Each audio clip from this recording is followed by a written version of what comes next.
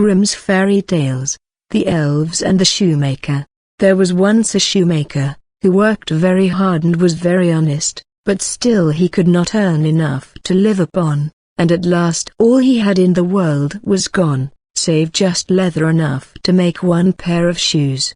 Then he cut his leather out, all ready to make up the next day, meaning to rise early in the morning to his work. His conscience was clear and his heart light amidst all his troubles, so he went peaceably to bed, left all his cares to heaven, and soon fell asleep. In the morning, after he had said his prayers, he sat himself down to his work, when, to his great wonder, there stood the shoes all ready made, upon the table.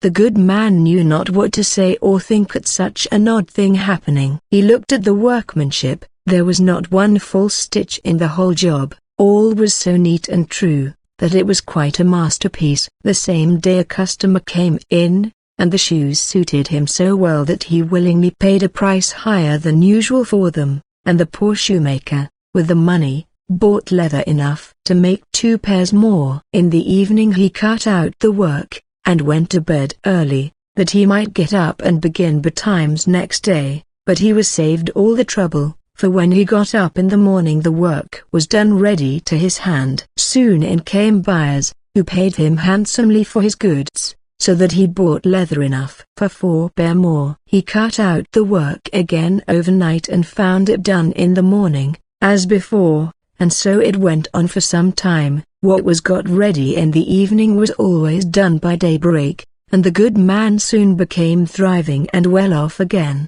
One evening, about Christmas time, as he and his wife were sitting over the fire chatting together, he said to her, "I should like to sit up and watch tonight, that we may see who it is that comes and does my work for me." The wife liked the thought, so they left a light burning, and hid themselves in a corner of the room, behind a curtain that was hung up there, and watched what would happen.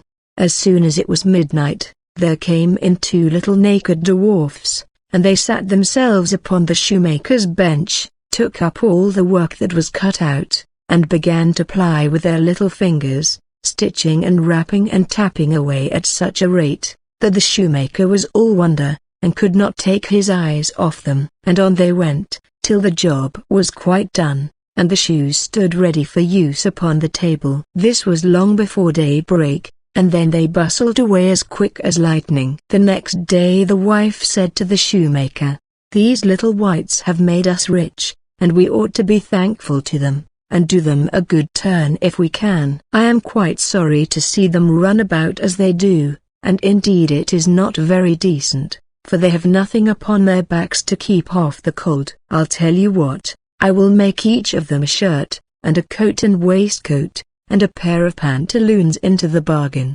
and you make each of them a little pair of shoes." The thought pleased the good cobbler very much, and one evening, when all the things were ready, they laid them on the table, instead of the work that they used to cut out, and then went and hid themselves, to watch what the little elves would do.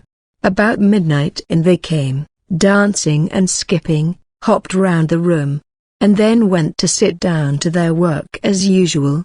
But when they saw the clothes lying for them, they laughed and chuckled, and seemed mightily delighted.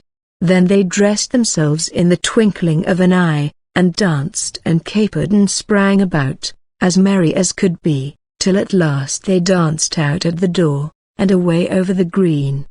The good couple saw them no more, but everything went well with them from that time forward, as long as they lived.